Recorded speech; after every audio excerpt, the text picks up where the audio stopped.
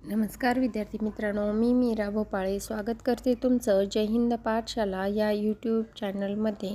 आज आपण महाराष्ट्राचा इतिहास यावर आयोगाने विचारलेले प्रश्न पाहणार आहोत. चला तर मग सुरुवात करूया आजच्या व्हिडिओला.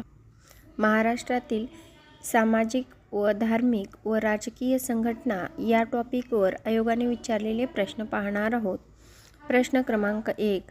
सत्यमेव जयते हे कोणत्या संस्थेचे ब्रीदवाक्य आहे? तर सत्यमेव जयते हे प्रार्थना समाजाचं ब्रीदवाक्य आहे.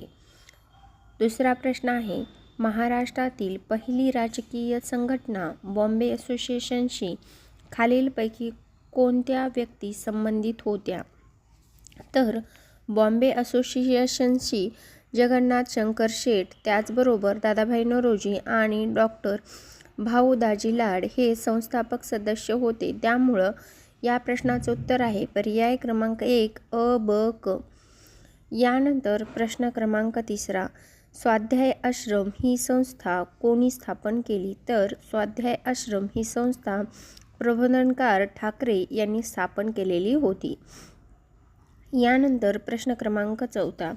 प्रार्थना समाजाबाबत पुढीलपैकी कोणती विधाने बरोबर आहेत? तर अ आहे दादोबा पांडुरंग तर्खडकर आणि आत्माराम पांडुरंग तर्खडकर व वामन आबाजी मोडक, भाऊ महाजन इत्यादींनी 31 मार्च 1867 रोजी प्रार्थना समाज मुंबई येथे स्थापन केला. ब आहे प्रार्थना समाजामार्फत सुबोध पत्रिका सुरू केली.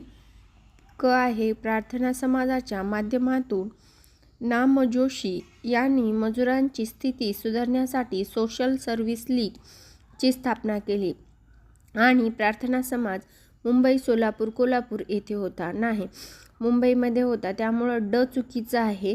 अ, ब, क बरोबर आहे. म्हणजेच या प्रश्नाचं उत्तर आहे पर्याय क्रमांक 3. यानंतर प्रश्न क्रमांक 5. खालीलपैकी कोणत्या मुंबई इलाख्यातील राजकीय संघटना होत्या?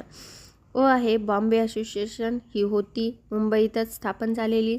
पुणा सार्वजनिक सभा ही पुण्यामध्ये स्थापन झाली होती, पण पुणा हा मुंबई इलाख्याचाच भाग होता, मुंबई इलाख्यातील म्हटले.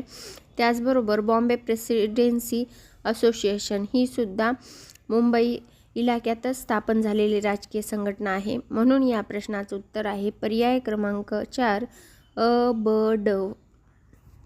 तर प्रश्न क्रमांक 6. खालीलपैकी कोणते विधान चुकीचे ते ओळखा. अ आहे चर्च मिशनरी सोसायटीचे आपले केंद्र कोकणात सुरू केले. एकदम बरोबर आहे. चर्च मिशनरी सोसायटीने आपलं केंद्र कोकणात सुरू केलं होतं. तर ब आहे स्कॉटिश मिशनरी सोसायटी 1822 मुंबई शहरात आली. हे पण एकदम बरोबर आहे. क आहे 1815 लंडन मिशनरी सोसायटीने आपले केंद्र रत्नागिरी येथे सुरू केलं. क एवढं चुकीचं आहे आणि आपल्याला या प्रश्नामध्ये चुकीचं विचारले, त्यामुळं या प्रश्नाचं उत्तर आहे पर्याय क्रमांक 4 क तेवढं चुकीचं. यानंतर प्रश्न क्रमांक 7. भारत सेवक समाजाने खालीलपैकी कोणत्या प्रसिद्ध व्यक्ती घडविण्याचे कार्य केले होते? तर भारत सेवक समाजाने श्रीनिवास शास्त्री, त्याचबरोबर पंडित हृदयनाथ कुंजरू, ठक्कर बाबा, नमा जोशी आणि काका लिमये या व्यक्तींना प्रसिद्ध करण्याचं कार्य घडविण्यात आलेलं होतं. म्हणजेच या प्रश्नाचं उत्तर आपल्याला देता येईल अ, ब, क म्हणजे पर्याय क्रमांक 3. यानंतर प्रश्न क्रमांक 8. इसवी सन 1910 अलाहाबाद येथे हिंदू महासभेची स्थापना झाली. महासभेचे मुख्य कार्यालय कुठं होतं?